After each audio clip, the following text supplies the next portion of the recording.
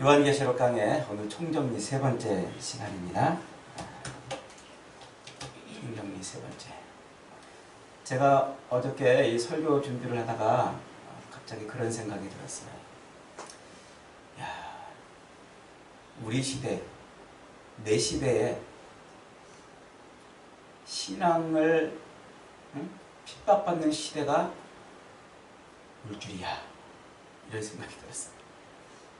신앙을 핍박받는 시대가 일제시대나 혹은 6.25 때나 총이나 칼을 들고 교회 다니지 말라고, 교회 가면 죽인다고 협박을 하고 이런 그런 핍박은 우리가 더러 들었잖아요. 혹은 중국이나 혹은 아프리카 어떤 나라 독재자가 교회 가는 사람들을 처형하거나 이랬다는 얘기를 뉴스를 통해서 더러 듣기도 했습니다만, 우리 시대에 이 교회 모임을 못하게 막는 이런 시대가 올 줄 정말 저도 꿈에도 생각을 못했어요. 제가 계시록을 설교하면서도 신앙을 핍박받는 때가 올 겁니다 했지만, 이렇게 빨리 이렇게 빨리 올 줄을 저도 잘 몰랐어요. 어떤 분은 그래요. 그 코로나 때문에 좀 방역 좀 하자고, 코로나 확산 안 되게 하자고 그러는 건데, 그걸 뭘 민감하게 받아들여서 이게 무슨 핍박이니 어쩌니 이런 얘기를 합니까? 그냥 철저하게 방역하고 그러면 되지, 안 모이면 되지 그러면 됩니까? 라고 이렇게 얘기를 해요. 일면 한쪽으로 생각하면 그렇게 우리가 받아들고도 그냥 넘어갈 수도 있어요. 넘어갈 수도. 그러나 우리가 이미 계시록 공부를 다 끝냈잖아요.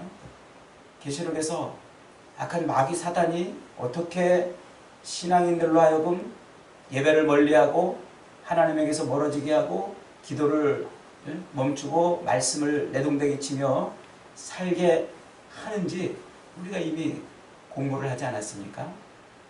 이것이 그냥 단순히 코로나가 확산되지 않게 하기 위한 어떤 국가적인 조치다, 이렇게만 받아들이기는 우리 주변에 너무나 많은 것들이 우리로 하여금 그것을 쉽게 용납을 못하게 합니다.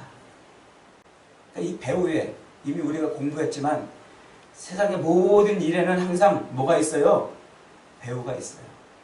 국무총리가 이 교인들 코로나 이게 걸릴까봐 이거 방역 지침을 내려야 되겠다, 이렇게 회의를 할 때, 국무위원들이 회의할 때 그 안에는 이미 교회에 대한 어떤 특별한 감정을 가지고서 교회를 핍박하고자 하는 그런 생각들이 그 속에 이미 있다는 거지요. 그것이 오늘 방역 지침으로 이렇게 발표가 되는 거예요. 참으로 안타깝고 화가 납니다. 제가 어저께 밤 한잠도 못 잤어요. 물론 다른 일도 있었습니다만은 너무나 속이 상해서 말이죠. 자, 요한계시록은 다시 오실 예수님을 기다리며 말세를 사는 성도들의 이야기라고 그랬죠. 그래서 말세는 언제부터 언제까지요? 예수님이 이 땅에 오신 때로부터, 그걸 초림이라고 그래요. 처음 임했다. 초림. 다시 오실 재림, 다시 임하실 때까지, 그 전 기간을 말세라 하고 이렇게 말한다고 그랬어요. 그런데 계시록은 그 전 기간, 예수님의 초림부터 다시 오실 그 재림 때까지 그 전 기간을 말세라고 하면서 동시에 여러 군데에서 내가 엄마 뱃속에서 응애하고 태어나서 주님 앞에 서는 날까지를 말세라고 이렇게 표현한다고 했어요. 그래서 우리는 실제로 1999년, 2000년, 2010년, 2020년 이 시간을 살아내기 때문에 말세를 사는 것임과 동시에 내 인생을 살기 때문에 인생 자체가 말세이기 때문에 말세 인생인 거예요. 말세를 살아가는 것이죠. 성도의 탄생부터 죽음까지. 그 성도의 탄생부터 죽음까지 이 전 기간이 끊임없는 영적인 싸움을 싸워야 되는 때라고 계시록이 그렇게 얘기를 하고 있다 그랬습니다. 자, 그래서 이 계시록은 말세를 총 7가지 은유로 우리에게 소개를 해주고 있다고 그랬어요. 말세는 전쟁이다, 말세는 출애굽이다, 말세는 추수다, 말세는 혼인잔치다, 말세는 하나님 나라다, 말세는 천지창조다, 말세는 한때 두때 반때다. 이렇게 이미 여러분에게 반복적으로 이 말세 은유를 설명했기 때문에 충분히 이해를 하실 수 있을 것이라고 생각합니다. 자, 계시록은 전부 몇 덩어리 구조? 7덩어리. 7덩어리. 이 7이라는 숫자는 완전수를 의미해요. 그러니까 계시록은 완전한 성경이란 말이에요. 완전한 성경. 이단들은 이 계시록을 아주 이상하고 무섭게 막 해석을 하는데 절대로 계시록은 이상하고 무섭게 해석해서는 안 되는 하나님의 완전한 성경의 결론이에요. 성경의 결론. 이 어떤 사람은 우리 장로교 이 개신교의 거의 뿌리 같은 역할을 하고 있는 이 존 칼빈이라는 학자가 있습니다. 이 종교개혁을 일으키는데 아주 큰 공헌을 세운 사람이죠. 그 존 칼빈이 요한계시록 주석을 쓰지 않았어요. 그러니까 그 위대한 신학자가 요한계시록 주석을 안 쓴 걸로 봐서 요한계시록은 별로 그렇게 중요한 책이 아닐 것이다. 뭐 이거 우리가 읽어봐도 좀 내용이 이상하고 헷갈리니까 그렇게 중요한 책이 아닐 것이다. 이렇게 말하는 사람들이 있는데 계시록을 절대 전혀 모르기 때문에 그렇죠. 계시록은 성경의 결론이에요. 오늘날 우리 성도들이 말세에 전쟁터에 나가서 싸움을 싸워야 될 전쟁 매뉴얼로 주었기 때문에 이것이 오늘 우리의 손에 들려져 있지 않으면 우리는 이 말세 전쟁을 쉽게 이길 수가 없어요. 그래서 계시록은 정말 중요한 책이다. 그래서 계시록 안에는요, 이 7이라는 숫자가 굉장히 많이 나와요. 이 7이라는 숫자를 통해서 계시록을 우리에게 설명해 주고 있어요. 계시록 전체를 지금 몇 덩어리로? 7덩어리로 이렇게 구분시켜 놓은 것 자체도 계시록은 우리에게 완전한 책이라는 거예요. 1장부터 3장까지는 서론으로 예수님을 소개하고 있고 예수님과 교회의 관계를 소개하고 있어요. 그 7교회라고 딱 정해놓은 것도 7교회만이 아니라 모든 교회를 지칭하는 수라고 그랬죠. 그 다음에 4장부터 오늘 우리가 읽었던 이 5장 하나님의 보좌가 보인 거예요. 하나님의 보좌. 눈을 들어보니까 온 세상을 지금 누가 통치하고 있어요? 하나님이 통치하고 있어요. 왕이 통치하고 황제가 통치하고 대통령이 통치하고 권력자들이 세상을 통치하는 것이 아니고 온 세상 모든 만물을 누가 통치하고 있다고요? 하나님이 통치하고 계세요. 그 옆에 그 하나님의 보좌 통치하시는 하나님 옆에 어린 양이 지금 서 있어요. 어린 양은 누굽니까? 어린 양은 바로 우리를 위해서 십자가에서 피 흘려 죽으신 예수 그리스도, 그분이 어린 양이에요. 그분. 그 어린 양이라는 이 은유, 예수님은 어린 양이라는 이 은유를 성경은 아주 오래전부터 아주 공들여서 만들어 왔지 않습니까? 우리가 새벽에 요즘에 역대상을 공부하는데 역대상에서 제가 지금 강조해서 쓰고 있는 부분이 뭐예요? 성전. 그래서 다윗은 자기 일생 동안 성전을 짓는데 아주 몸부림을 쳤던 사람이에요. 몸부림을 쳤던 사람. 그런데 하나님은 그가 결국은 전쟁에서 피를 많이 흘렸기 때문에 성전을 짓지 못하고 그 아들 솔로몬에게 성전을 짓게 하죠. 그런데 다윗이 그렇게 성전을 지으려고 몸부림을 치면서 이루어 놓은 일이 3가지가 있어요. 그게 뭐예요? 첫째는 예루살렘을 정복한 일이에요. 예루살렘. 그때까지 여호수아 시대부터 그때까지 예루살렘을 정복하지 못했었는데 완전한 의미에서 가나안을 드디어 하나님이 약속해 주신 젖과 꿀이 흐르는 그 가나안 땅을 드디어 완전히 다윗이 정복했다는 것을 상징적으로 보여줘요. 그리고 또 2번째는 뭐예요? 그 예루살렘에서도 특별히 성전이 세워질 성전 터, 오르난의 타작마당, 그 오르난의 타작마당을 확보해가지고 거기다가 성전을 짓게 만들어 그러지 않았습니까? 그리고 그 성전이 지어질 때에 그 성전 제사를 이루어 갈 제사장, 이 제사장들을 완전히 다 준비시켜 놓은 사람이 다윗이에요. 그런데 그 오르난의 타작마당에서 성전을 지을 수 있도록 준비해 놓은 그 오르난의 타작마당이 어디라고요? 그게 그 옛날 아브라함이 이삭을 바치려고 했던 바로 그 모리아산이란 말이에요. 이게 우연의 일치가 아니고 어쩌다 그렇게 된 것이 아니고 이미 하나님께서 어린 양, 이삭을 대신해서 죽어줄 그 어린 양을, 그 양을 성전에서 우리의 죄를 위해서 대신 죽어주는 그 어린 양으로 예비시켜 놓은 거예요. 그리고 그 어린 양이 결국 누가 돼요? 예수님이 되잖아요. 예수님이 성전에서 우리의 죄를 대신해서 죽어져 갔던 그 수많은 그 양들을 대신하는 바로 그분이시란 말이에요. 그래서 우리가 예수님을 믿으면 이제 옛날 구약 시대의 제사를 드리지 않아도 죄 용서함을 받는 거예요. 그 어린 양을 아주 옛날부터 성경은 공들여서 그 어린 양의 메타포를 만들어 놨단 말이에요. 그 어린 양이 지금 어디에 서 있는 거예요? 하나님의 보좌 옆에 서서 뭘 받아들였어요? 두루마리, 하나님의 뜻, 7겹으로 봉인된 그 하나님의 뜻을 받아가지고 한 겹을 한 겹을 뜯어서 하나님의 뜻대로 세상을 지금 펼쳐가고 있는 것이죠. 그것이 바로 6장부터 16장까지 내용이에요. 어린 양이 인을 딱 떼가지고 세상에서 어떤 일들이 벌어지는지 그걸 자세하게 설명해 놓은 것이 6장부터 16장까지라고 했어요. 그리고 7장은 그 어린 양이 인을 떼가지고 세상에서 어떤 일이 펼쳐질 때 그때 구원받는 성도가 누구냐 하는 것을 보여주고, 또 이제 19장부터 21장 8절까지는 결론인데 그 결론을 사이에 두고 마귀, 바벨론이 어떻게 멸망할 것이고 교회가 어떻게 승리할 것인가 하는 것을 여기서 보여주죠. 그리고 마지막 22장 6절부터 21절까지가 이제 마지막 마무리 인사예요. 그 마무리 인사에서 우리에게 한 단어를 던져주지 않습니까? 그 단어가 뭐예요? 마라나타. 아멘.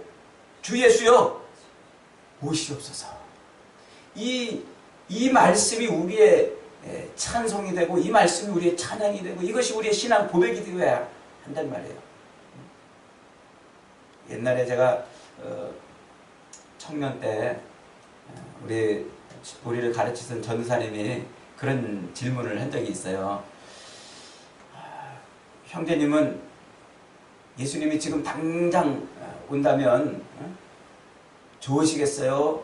아멘 하고 이렇게 환영하시겠어요? 아니면 안 하시겠어요? 그러는 거예요. 그런 질문을 한 거예요. 그때 제가 어떻게 답을 했는 줄 알아요? 예수님 좀 더 있다 오시면 좋겠어요. 아직 저 결혼도 안 했고요. 공부도 좀 더 해야 되겠고 좀 더 있다가 오시면 좋겠어요. 이렇게 대답했어요. 지금 여러분들에게 만약에 제가 똑같은 질문을 드린다면 여러분들은 지금 어떠시겠어요? 어떻게 대답하겠어요?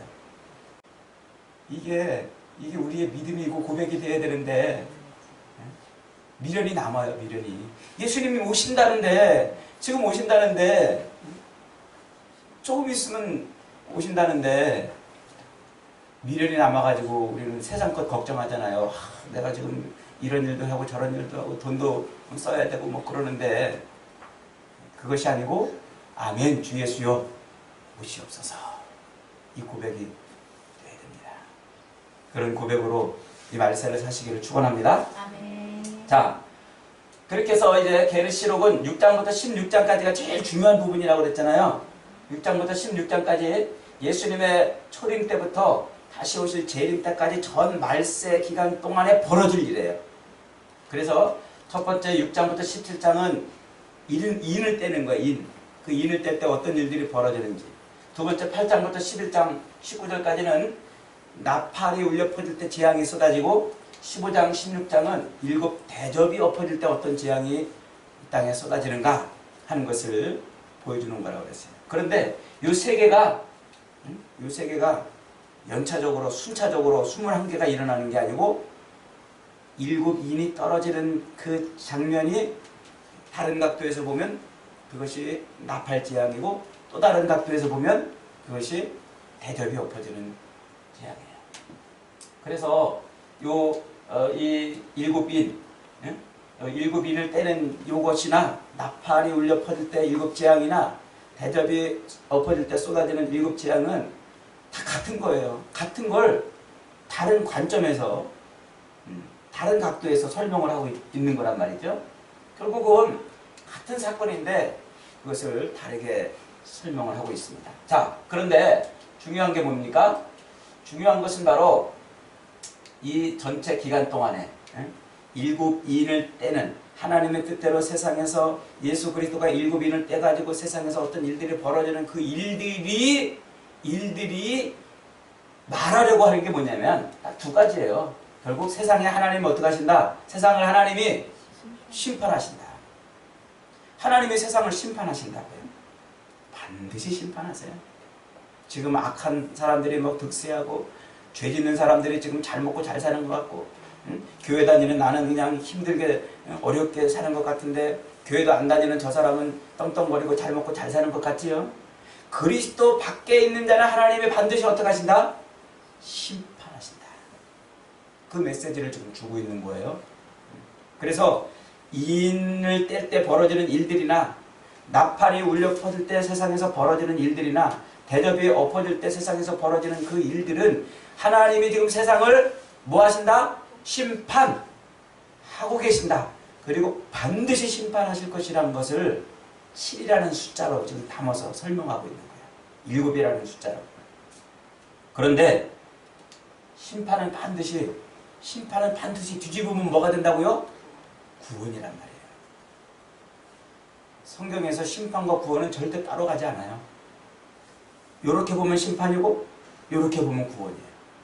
요렇게 보면 손바닥 정면이고 요렇게 보면 손등인 것처럼 요렇게 보면 심판이고 요렇게 보면 뒤집으면 구원이란 말이에요. 노아 홍수에 하나님이 물로 세상을 다 심판하시는 것 같은데 그 물로 세상을 덮으니까 방주가 떠올랐어요. 구원의 방주가 떠오른 것이죠. 소돔과 고모라성을 심판하실 때 롯을 거기서 구원해내잖아요. 그러니까 심판은 반드시 뭐예요? 구원이란 말이에요. 지금 하나님이 이 7이라는 숫자로 7인의 그리고 7 나팔의 7 대접의 사건을 가지고 세상에서 어떤 일들이 벌어지는가 하는 것을 쫙 펼쳐 보여주고 있는데 그 일이 쫙 들여다봤더니 뭐라고요? 아, 세상을 심판하시는 거였구나. 하나님이 세상을 반드시 심판하신다는 얘기구나. 그걸 뒤집었더니 아하, 하나님이 반드시 우리를 구원하신다는 얘기구나. 믿습니까, 여러분? 하나님은 절대로 자기 백성들을 잃어버리지 않으세요. 하나님은 절대로 예수 그리스도 안에 있는 사람들을 잃어버리지 않으세요. 반드시 구원하세요. 우리가 예수 그리스도를 나의 주 나의 하나님으로 고백하기만 하면 7장에서 천사들이 돌아다니면서 하나님의 백성들을 콩콩콩콩콩 도장을 찍는다고 그랬잖아요. 구원의 도장을. 마귀도 부지런히 돌아다니면서 콩콩콩콩콩 자기 것이라고 도장을 찍어요. 그게 666 인 맞는 거예요. 그런데 하나님은 우리에게 구원의 도장을 찍어서 끝내 우리를 구원해 주시는 거예요.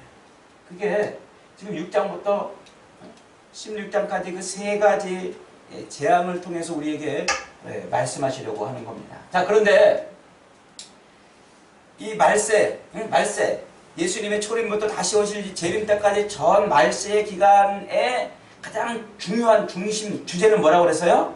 곧 전쟁이라고 그랬어요. 전쟁. 그래서 전쟁을 우리가 치러내야 돼요. 그런데 이 전쟁은 어떤 전쟁이냐? 총 들고 나가서 싸우고 칼 들고 나가서 싸우는 전쟁이냐? 아니면 다윗처럼 물맷도 들고 나가서 휘둘러야 되는 전쟁이냐? 어떤 전쟁인가? 우리가 그걸 명확히 알아야 돼요. 자, 이 말세의 전 기간은 곧 무슨 기간? 전쟁이 일어나는 기간이란 말이에요. 전쟁. 그러니까 내 인생 태어나서 주님 앞에 설 때까지 나는 끊임없이 전쟁을 치러내야 되는 그런 삶이구나 라는 말이에요. 끊임없이 전쟁이 일어나요. 자, 그런데 그 계시록에서는요 4가지 전쟁이 나온다고 그랬죠. 12장 계시록 12장에 나오는 2가지 전쟁이 하늘 전쟁과 땅 전쟁이에요. 하늘에서 전쟁이 일어났어요. 천사 미가엘과 용의 무리들하고 싸워요. 근데 누가 이겼어요? 천사 미가엘이 이겼어요. 그때 하늘에서 그렇게 천사 미가엘이 그렇게 이제 용의 무리들하고 싸울 때 똑같이 땅에서도 전쟁이 벌어졌어요. 그 전쟁이 뭐냐면 여인과 용의 전쟁이에요. 여인이 아기를 뵌 여인이 아기를 낳으려고 이렇게 해산의 고통을 겪고 있는데 용이 그 여인 앞에 딱 버티고 서가지고 아기를 낳으면 홀딱 집어삼키려고 그러고서 지금 노려보고 있는 그 싸움이 벌어지고 있어요.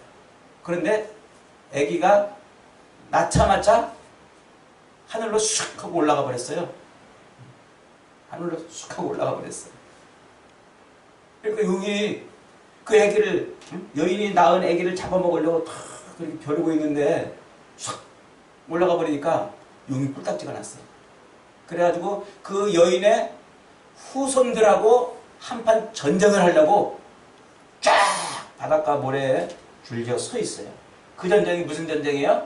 그 전쟁이 광야 전쟁이에요. 하늘 전쟁과 땅 전쟁은 같은 전쟁이에요. 예수 그리스도께서 십자가에 못 박혀 죽으셨다 부활 승천하시는 그 장면을 이렇게 만화처럼 그려놨어요. 그 장면. 예수님이 십자가에서 못 박혀 죽으셨다가 부활 승천하시는 그 장면이 바로 하늘 전쟁과 땅 전쟁. 그래서 하늘 카메라로 보니까 이 하늘 전쟁은 하늘 카메라로 쳐다본 거고 땅 전쟁은 땅 카메라로 쳐다본 거예요. 같은 것을 그렇게 다른 각도에서 보니까 다르게 표현되는데 같은 전쟁인데 그 전쟁의 결과로 광야 전쟁이 벌어졌어요. 이 용이 누구를 그 아기를 못 잡아먹으니까 누구를 잡아먹으려고 여인의 후손들, 그 여인의 후손이 누구예요? 바로 오늘 우리예요. 우리 성도들. 우리 성도들을 잡아먹으려고 바닷가 모래밭에 쫙 지금 진치고 서 있는 거예요. 자, 그래서 지금 우리는 무슨 전쟁을 치르고 있는 중이다? 광야 전쟁을 치르고 있는 중이다. 그 다음에 마지막 전쟁이 하나 나와요. 최후 전쟁이죠. 최후의 전쟁. 최후의 마지막 이 사단의 무리가 마지막으로 이제 완전히 박멸되는 전쟁이에요. 박멸되는. 이 이단들이나 혹은 이것을 이상하게 해석하는 사람은 무슨 7년 대환란이 일어나가지고 막 마지막에 곡과 마곡의 전쟁이 일어나가지고 뭐 핵전쟁이 벌어질 것이고 뭔가 무섭게 해석하는데 그렇게 해석하면 다 뻥이에요. 이단들이 그렇게 해석해요. 또 세대주의자라고 성경을 자기들 나름대로 구분해가지고 이렇게 구분해 놓은 그런 세대주의 영향으로 그렇게 최후전쟁을 아주 무섭게 해놨는데 그거는 성경적으로 지지할 수 없어요. 자, 광야전쟁, 최후전쟁. 그래서 이 4가지 전쟁이 지금 계시록에서 지금 표현되고 있는데 왜 이 4가지 전쟁을 지금 표현하고 있냐면 지금 우리가 무슨 전쟁 가운데 있다? 광야전쟁. 지금 우리는 광야전쟁을 하고 있다는 거예요. 그래서 이 말세, 예수님의 초림부터 다시 오실 재림 때까지 전 기간은 지금 전쟁을 치르고 있는데 그 전쟁이 광야전쟁이라는 거예요. 즉 오늘 우리의 삶 전체는 광야전쟁. 그래서 저와 여러분은 지금 전쟁터에 있어야 돼요. 전쟁터. 여러분들 지금 놀이터 가 있지 않아요? 혹시? 시장터에 가 있지 않아요? 혹은 어디 세상 사람들과 어울려 있는 그런 곳에 있지 않나요? 우리는 전쟁터에 있어야 돼요. 자, 그 광야 전쟁이 뭐냐면 바로 마귀가 성도를 넘어뜨리려고 하는 전쟁이에요. 마귀가 성도를 넘어뜨리려고 하는 전쟁. 그래서 마귀는 끊임없이 성도를 공격해요. 성도를. 마귀가 성도를 공격하는 이유는 딱 하나밖에 없어요. 우리를 하나님에게서 떼어놓으려고. 하나님 없이 사는 사람들하고 똑같이 만들려고. 예배하지 않고 기도하지 않고 살게 하려고. 성경을 내동댕이 치고 살게 하려고. 마귀는 그렇게 우리를 공격해요. 그래서 계시록에 보면은요, 마귀가 우리 성도들을 공격할 때 쓰는 무기가 있어요. 몇 가지? 예? 마귀가 우리 성도들을 공격할 때 쓰는 무기 몇 가지? 7가지. 왜 7가지일까요? 완전한 공격 수단이라는 거예요. 저기에 걸리면 다 넘어가기 때문에. 그래서 마귀는 참소, 미혹, 핍박, 기적, 돈, 성, 권력 이런 걸로 성도들을 공격해요. 참소는 비방하는 거예요. 비방하고 아주 나쁘게 말하는 거예요. 나쁘게. 지금 보세요. 인터넷에 보면 우리 교인들 아주 나쁘게 말하잖아요. 교회가 무슨 코로나 무슨 온상입니까? 교인들은 코로나 덩어리입니까? 그것도 아닌데 왜 교회를 이렇게 자꾸 코로나 온상처럼 코로나 덩어리처럼 이렇게 쳐다보냐 말이죠. 그건 뭐예요? 지금 교인들을 나쁘게 말하는 거예요. 참소하는 거예요. 참소. 재판할 때 저 사람 죄가 있습니다. 저 사람 이런 죄가 있습니다. 그러고 기소하잖아요. 기소. 검사가 이제 그 재판이 시작되도록 기소를 한단 말이에요. 그게 참소가 기소하는 거예요. 우리 죄가 있다고. 그래서 죄인처럼. 너 그런 죄 졌잖아. 너 그러고도 네가 교인이야? 너 그러고도 네가 신앙생활해? 너 그러고도 네가 성도야? 라고 자꾸 우리를 찌르는 거예요. 이게 참소예요. 그 다음에 미혹은 유혹하는 거예요. 사각사각. 이런저런 것들로 강하게 핍박하고, 핍박이 안 통하면 사각사각 미혹해요. 지금 아까 제가 설교의 첫 시간에도 말씀드렸습니다만은 옛날 일제시대 때는 강하게 핍박했잖아요. 예수 못 믿게, 교회 못 다니게.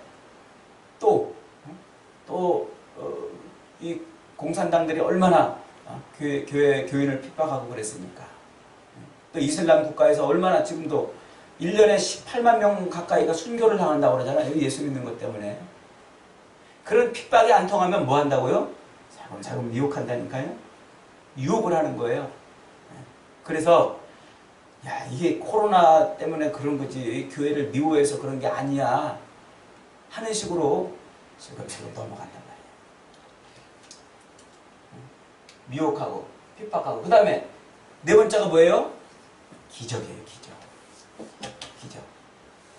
이 사탄 마귀를 이 계시록에서는 용이라고 부른다고 그랬어요.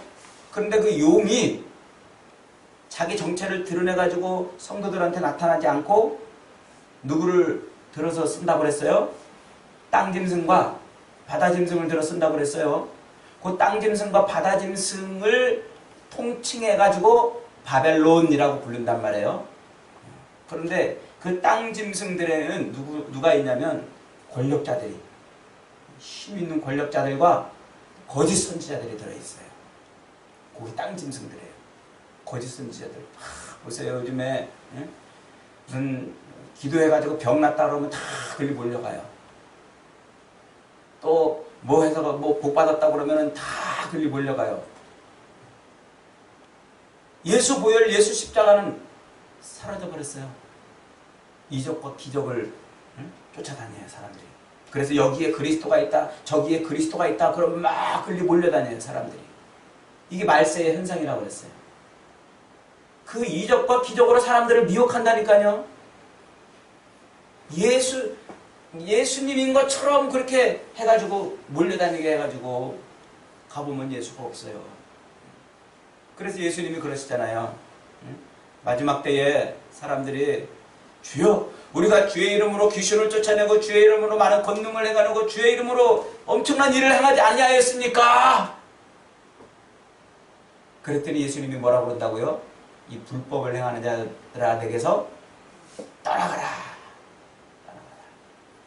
여러분, 이적과 기적으로 우리를 미혹하는 이거에 조심해야 돼요. 지금도 그렇게 우리의 믿음을 호려가는 이런 악한 영들이 있어요. 그 다음에 돈은 아주 요즘에 요 돈과 성과 권력은 이것은 아주 미끼예요, 미끼. 사탄의 아주 중요한 미끼예요. 그래서 돈 때문에 뭐예요? 돈 때문에 살인하고 돈 때문에 배반하고 돈 때문에 이런저런 나쁜 짓을 저지르잖아요. 돈 때문에. 여러분 가끔 가다가 막 텔레비에 이상한 뉴스들 보면은 다 돈과 관련돼 있어요. 그리고 이 이성 문제, 성적인 문제. 이 서울시장 이 죽은 이 문제도 결국은 이 문제 아닙니까? 권력 문제. 이 완장 차면요 세상에 눈에 뵈는 게 없어요. 완장 차. 제가 또 뉴스를 어저께 또 뉴스를 하나 봤는데 기가 막힌 뉴스를 또 하나 봤잖아요. 국회의원들이 죽으면 국립묘지 현충원에 안장하자. 국회의원들 죽으면 국립묘지에 안장하자 하는 그 법을 발의했대요. 이 지금 정신이 설교니까 제가 좀 수위를 낮춰서 설교할게요. 아니에요. 이건 아니에요. 진짜. 왜 이러는지들 모르겠어요. 왜 이러는지. 지금 정신이 지금 나갔어요. 지금. 그러니까 털끝만한 그 권력 하나만 가지고도 갑질하잖아요. 갑질해. 이런 것들로 우리를 미혹해가지고 우리 성도들을 공격해요. 그런데 마귀가 직접 나타나서 공격한다고요? 자기 정체를 드러내면서 공격하면 우리가 저게 마귀가 그러는구나 금방 알아차린단 말이에요. 근데 마귀가 직접 나타나고 자기 모습을 드러내서 하지 않고 땅 짐승과 바다 짐승을 통해서 한단 말이에요. 그러니까 저게 마귀가 하는 짓인지 아닌지 잘 몰라요. 저게 국무총리가 그렇게 발표하니까 그냥 국무총리가 우리 교인들 코로나 걸리지 말라고 그러는가 보다 이렇게 볼 것이 아니란 말이에요. 지금 마귀가 생각해 보세요. 정규 예배 외에는 아무 모임도 못 갔대요. 아무 모임도. 그런데 우리 교인들의 생명과 핏줄은 소모임 모일 때 일어나는 거예요. 소모임, 작은 모임, 성경 공부 모임, 기도회 모임, 이런 서로 함께 모이는 이런 모임이 있지 않고서는 우리는 양분을 공급받을 수 없고 혈액을 공급받을 수 없어요. 정규 예배만 다 드리라고 그러니까 그래도 예배를 드리게 하는 게 어디냐 이렇게 말하는 그런 사람들이 있는데 우리 숨통을 조여놓고 혈액 공급을 막아놓고 그러고서 신앙생활 하나? 안 된단 말이에요. 신앙생활 자체가. 그 신앙생활이라고 할 수가 없어요. 우리 생명을 공급받을 수가 없어요. 공급받을 수가. 우리는 자꾸 모임을 모여야 돼요. 그런 면에서 사실 저는 속상해요. 제가 지금 이렇게 설교를 하고 있지만 우리 교인들 소모임을 잘 못 모여요. 자꾸 모여야 되는데 우리 스스로가 소모임을 내동댕이 치잖아요. 그래서 주일날 와서 예배 한번 떼쑥 드리고 일주일 내내 살다가 또 그 시간 되면 왔다 가고 그래서 양산된 게 뭐예요? 가나안 교인이에요. 가나안 교인. 젊은 청년들 안 나가 교인들이 되어 있어요. 가나안, 거꾸로 하면 가나안 교인이라고 해요. 여러분, 이 배후에서 마귀가 우리를 공격하는 이 정체를 알아야 돼요. 그래서 그 마귀 사탄의 이런 이 무기에 대항해서 우리 성도들도 쓸 수 있는 무기를 주셨어요. 몇 가지 주셨을까요? 역시 7가지를 주셨어요. 여러분, 이 무기를 잘 휘둘러야 돼요. 첫째는 어린 양의 피예요. 회개하는 거죠. 어린 양의 피. 여러분, 우리가 아무리 많은 죄를 졌어도 회개하면은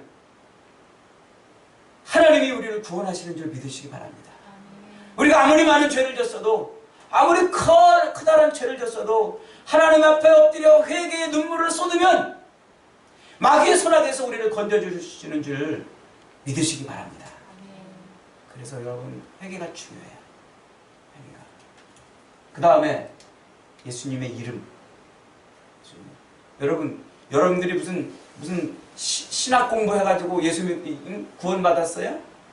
여러분들이 무슨 신학교 다녀가지고 구원받았어요? 우리의 구원은 예수 믿으세요. 예수님의 이름 믿으세요.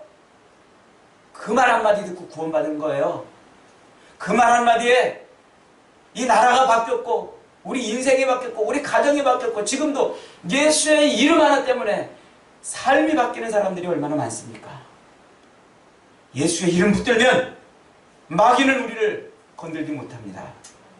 예수의 이름 붙들어야 돼요. 그 이름 찬송해야 돼요. 그 이름 의지해야 돼요. 다른 어떤 것도 아니고 그 이름에 하나님의 능력을 담아주셨기 때문에 그래요. 그 이름 붙들고 있으면 절대로 우리는 마귀에게 끌려가지 않습니다. 그 다음에 성경 말씀이에요. 이 예언의 말씀을 읽고 듣고 그 가운데 기록한 것을 지키는 자들이 복이 있다 그러잖아요. 하나님의 말씀. 여러분, 절대로 성경 덮어두면 안 돼요. 성경 덮어두고 신앙생활 한다는 사람은 밥 안 먹고 살겠다는 사람하고 똑같아요. 하나님의 말씀의 성경을 자꾸 읽어야 돼요. 이것이 우리의 생명 양식이에요. 이 말씀을 자꾸 읽으면, 성경을 자꾸 읽으면 마귀의 정체가 드러나요. 우리가 성경을 자꾸 읽다 보면 마귀가 보여요. 성경을 자꾸 읽다 보면 마귀의 모든 하는 일들이 다 보여요. 그의 일들이 폭로가 돼요. 그래서 성경을 자꾸 읽는 거예요. 기도, 두말할 것도 없죠. 기도해야 돼요. 예배 드려야 되고 사랑해야 돼요. 이 사랑은 그냥 좋아가지고 서로 부둥켜 안고 사랑해, 이게 아니에요. 우리 예수님께서 십자가에 못 박혀 죽으셨잖아요. 내가 죽어야 너를 살릴 수 있다. 내가 죽어 너를 살리는 게 십자가예요. 주님은 그 사랑을 우리에게 요구하시는 거예요. 아무든지 나를 따라오려거든 자기를 부인하고 자기 십자가를 지고 따르라고 하잖아요. 내가 죽어서 너를 살리는 그 십자가의 길을, 그 길을 가라고 지금 말씀하고 있어요. 그 길을, 내가 죽어 너를 살리는 길, 그게 십자가 길이에요. 그게 사랑이에요. 우리가 이룰 사랑. 그 다음에 인내하는 거예요. 견디는 거죠. 조금 어렵다고 기도 멈추고, 조금 힘들다고 교회 안 나가고, 조금 괴롭다고 말씀 덮어두고 인내하는 거예요. 그 인내가 이 우리의 무기를 이렇게 잘 휘두를 수 있도록 하는 힘인 거예요.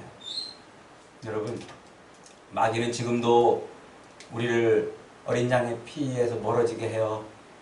마귀는 지금도 우리를 예수님의 이름 내동댕이 치라고 해요. 마귀는 지금도 자꾸 성경을 덮어두라고 해요.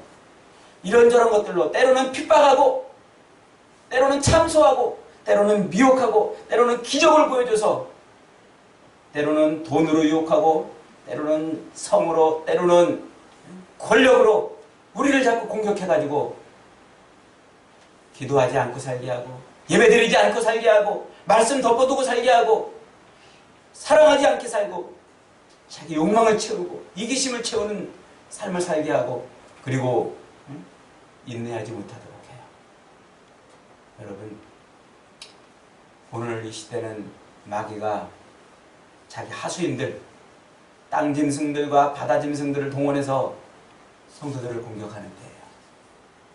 지금 이때, 이 비상한 때, 이 비상한 때 더 깨어서 우리 주님 말씀 붙들고 예배에 집중하고 더 기도하고 더 주님의 십자가를 짊어지고 믿음 생활하는 저와 여러분이 다 되시기를 주님의 이름으로 축원합니다.